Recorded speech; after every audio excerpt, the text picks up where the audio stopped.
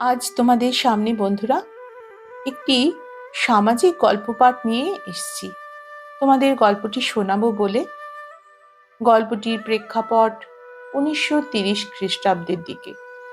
গল্পটি লিখেছেন সৌরীন্দ্র মোহন মুখোপাধ্যায়। বর্তমান জেনজির যুগে জানি না এই গল্পটি কতটা প্রাসঙ্গিক, কিন্তু এই ধরনের লেখা গল্প আমাদের মনকে আচ্ছন্ন করে রাখে। তাই আমার ভালো লাগা কিছু গল্প তোমাদেরকে পাঠ করে শোনাচ্ছি। সৌরীন্দ্র মুখোপাধ্যায়ের গল্প ঠাকুরঝি। নীরজা রান্নাঘরে ঝোল সাঁতলাইতেছিল। শিবপ্রিয়া পা টিপিয়া টিপিয়া অলক্ষ্যে আসিয়া তাহার মুখে খানিকটা মোহনভোগ পুড়িয়া দিল। নীরজা ঘাড় ফিরাইয়া অনুযোগের সুরে কহিল, ও কি ভাই ঠাকুরঝি? শিবপ্রিয়া হাসিয়া কহিল, কিছু মুখে দাও দেখি, নিজে থেকে তো কখনো খাবার ফুরসত হতে দেখলুম না। নীরজা কড়াইতে জল ঢালিয়া হাত ধুইয়া আসিয়া কহিল, এই যে ঝোলটা নামিয়ে রেখেই খেয়ে নিচ্ছি। বাসি রুটি তো, সে আমি আজকে তোমায় খেতে দিচ্ছি না। কেন বলো তো?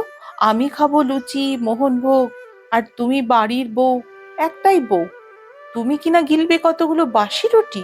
কেন? মার সঙ্গে এই নিয়ে আমার আজকে খুব একচোট হয়ে গেছে। নীরজা ম্লান নেত্রে শিবপ্রিয়ার পানে চাহিল। সে দৃষ্টিতে করুণ মিনতি যেন ঝরিয়া পড়িতেছিল। সে দৃষ্টির অর্থ, কেন তুমি আমার হইয়া ঝগড়া করো ভাই? তাল সামলাইতে আমার যে এদিকে প্রাণ বাহির হইয়া যায়। শিবপ্রিয়া তাহা বুঝিত, তাই সে কহিল, আমি এবার তোমার সঙ্গে সঙ্গেই থাকবো, দেখি মা তোমায় কত কিছু বলে। নীরজা শিহরিয়া উঠিল, কহিল, না ভাই, না ঠাকুরজি, তোমার দুটো পায়ে পড়ি। শিবপ্রিয়া এক দৃষ্টি নীরজার পানে চাহিয়া রহিল। নীরজার সুন্দর মুখে ঘামের বিন্দু ফুটিয়া উঠিয়াছে। কপালের উপর মুক্ত কেশগুলো সে ঘামে ভিজিয়া বসিয়া গিয়াছে। আগুনের তাপে মুখ তাহার রাঙা হইয়া উঠিয়াছে। শিবপ্রিয়া কহিল, আজ থেকে আর একলা তোমায় রাঁধতে দিচ্ছি না বউ, আমিও তোমার রান্নায় যোগ দেব। এই বলিয়া শিবপ্রিয়া উনানের দিকে অগ্রসর হইল। নীরজা বাধা দিয়া কহিল, না ভাই, তোমার সহ্য হইবে না, অসুখ করবে। শিবপ্রিয়া সজোরে কহিল, ওগো, না না, আমি মোমের পুতুল নই যে আগুনের তাতে গলে যাব। নীরজা কহিল, তুমি দুদিনের জন্য এখানে জিরুতে এসেছ? শিবপ্রিয়া কোপের ভান করিয়া কহিল, বটে, আমার বাপের বাড়ি এসেছি আমি কুটুম নাকি? তাই আমি সিংহাসনে দিবারাত্রি বসে থাকবো, কুটোটি অব্দি নাড়তে পারবো না? ইসলো, না না, আমার হাতে রান্না খেলে তোমাদের জাত যাবে না। ওগো, তোমার ঠাকুর জামাই আমার হাতের এই অখাদ্যি খায়, বুঝলে? নীরজা জানিত শিবপ্রিয়াকে ঠেকাইয়া রাখা দায়, সে যাহা ধরিবে তাহাই করিবেই। বিশেষ নীরজার এতটুকু কষ্ট লাঘব করবার জন্য শিবপ্রিয়া মায়ের উগ্র রোষানলে হাসি মুখে মাথায় তুলিয়া লইতে পারে। বড়লোকের ঘরে সে পড়িয়াছে, বাপের বাড়ি বড় একটা আসিবার সুযোগ পায় না। 1 বৎসর পর কয়েকদিনের জন্য এখানে বাপের বাড়ি আসিবার অনুমতি পাইয়াছে। মা মেয়েকে পাইয়া কোথায় রাখিবেন, কি 5টা ভালো জিনিস তাকে খাওয়াইবেন, তাহা ভাবিয়া অস্থির আকুল হইয়া উঠিয়াছেন। পূর্বে সেখানে শুধু স্নেহ ছিল, এখন সেখানে মন জোগাইবার পালা পড়িয়াছে। হোক পেটের মেয়ে, তবু সে আজ বড়লোকের বউ। এই কথাটাই মায়ের মনে সকলের চেয়ে বেশি জাগিতেছিল, তাই মা মেয়ের জন্য অতিরিক্ত ব্যস্ত হইয়া পড়িয়াছিল। মেয়ে কিন্তু দেখিতে পাইল তাহার আদরের ঘটায় বেচারি নীরজার পরিশ্রমের সীমা নাই। আবার শুধু তাহাই নয়, মুখ টিপিয়া এতখানি সে খাটিয়া সারা হইয়া যাইতেছে, তাহার উপর জুলুমের কি অন্ত আছে? আবার শুধুই জুলুম? শিবপ্রিয়ার নারী, সে জানে সংসারের কাজে নারী যতই খাটিয়া সারা দিন হোক না কেন, সে খাটুনি কিছুই তাহার গায়ে লাগে না। যদি এ সকল খাটুনির পিছনে স্বামীর ভালোবাসায় জুড়াইবার একটা আশ্রয় থাকে, কিন্তু এক্ষেত্রে নীরজার ভাগ্যে তাহারও অভাব। প্রবল প্রতাপ ভাই তাহার স্ত্রীর ভালোবাসার ধার মোটেই ধারিত না। বউ যখন গভীর রাত্রে পরিশ্রম শেষে জোড়াইবার জন্য ঘরের কোণে গিয়া আশ্রয় লয়, ভাই শ্রীপতি তখন নীচ ও জঘন্য আমোদ প্রমোদের চেষ্টায় বাহিরে ঘুরিয়া বেড়ায়। মাও তার দিকে শাসন মোটেই করে না, বরং তিনি ছেলেকে এ বিষয়ে একরূপ প্রশ্রয় দিয়াই আসিয়াছেন। বহুদিন পরে ভাইয়ের সংসারে আসিয়া এই বিষদৃশ্য ব্যাপার দেখিয়া শিবপ্রিয়ার চিত্ত জ্বলিয়া উঠিল। সে ভাবিল, দূর হোক, এখনই চলিয়া যাই। কিন্তু না, বেচারি নীরজার প্রতি সুগভীর মমতায় তাহাকে এখানে আটকাইয়া রাখিল। সে ভাবিল, নীরজার সম্বন্ধে কিছু একটা ব্যবস্থা করিতেই হইবে, তবে সেখান থেকে নড়িবে। এমন লক্ষ্মী বউ, এমন তার দুর্দশা। ঘরের লক্ষ্মী যেখানে কাঁদিয়া দিন কাটে, সেই সংসারের উচ্ছেদ হইতে কতক্ষণ। তাই বউয়ের পক্ষ লইয়া মায়ের সহিত সে ঝগড়া শুরু করিল। স্বামী সৌভাগ্যের দুর্জয় বর্ম তাহাকে বিপুল শক্তিশালিনী করিয়া তুলিয়াছিল। মাকে সে স্পষ্টই বলিল, তোমার আশকারাতেই তো দাদার এতখানি বার হয়েছে। মা বলিল, তা যা বল বাপু, শ্রীপতি আমার একালের ছেলেদের মতো অত বেহায়া না যে বউকে মাথায় তুলে দিয়ে নাচবে।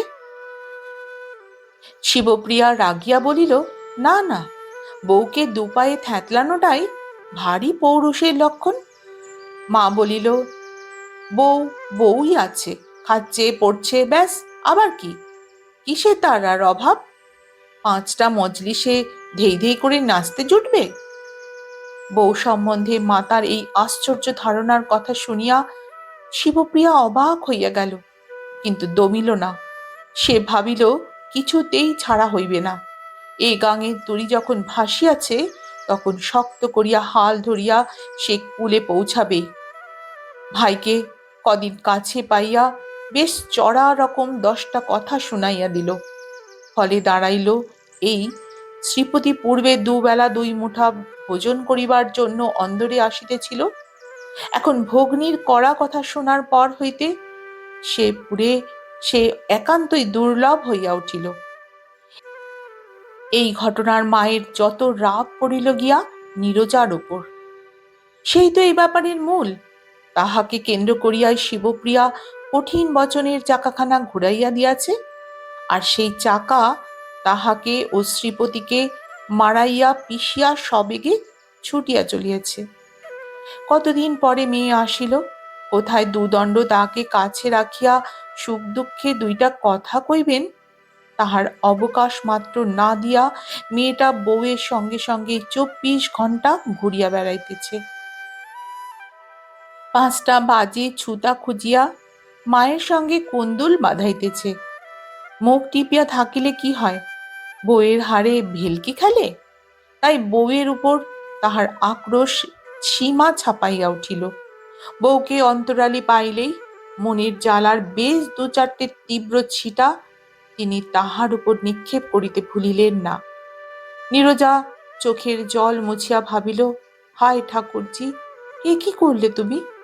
মধু পাইবার আশায় মধু চক্রে খোঁচা দিয়া মধু তো পাওয়া গেলই না, এখন হুলের বিষে তার প্রাণ যাইবার জোগাড় হইতেছে। মনে সুখ তো তাহার ছিলই না, স্বস্তি একটু ছিল, সেই স্বস্তিটুকু ঠাকুরজি আজ দূর করিয়া দিতেছে।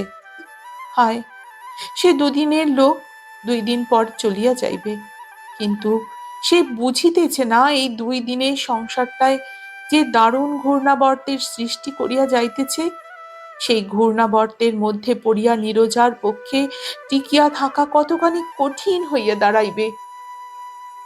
রান্নাঘরে মেয়ের গলা পাইয়া মা পা টিপিয়া টিপিয়া আসিয়া দাঁড়াইলেন। বউয়ের পানে রক্ত দৃষ্টি নিক্ষেপ করিয়া কহিলেন, ননদের সঙ্গে গানে গল্পে ঝোলটা শেষে উড়িয়ে ফেলো না যেন। ও কোথায় 2 দিনের জন্য বাপের বাড়িতে চিরুতে এলো না, দিবারাত্রি ওকে ফুসলানো হচ্ছে, শেষে রান্নাঘরে এই উনুনের পাশে আগুন তাতে অবধি তাকে টেনে আনা হয়েছে। নীরজা মাটির পানে চাহিয়া রহিল। শিবপ্রিয়া ফোঁস করিয়া উঠিল। ও কেন ডাকতে যাবে? আমি নিজে এসেছি। সকাল থেকে মানুষটা কিছু না খেয়ে রেঁধে সারা হচ্ছে।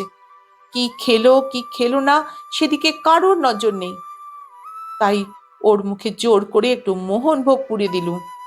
মা বলিলেন, বড়লোকের মেয়ে মুখে রুটি বুঝি রোচে না?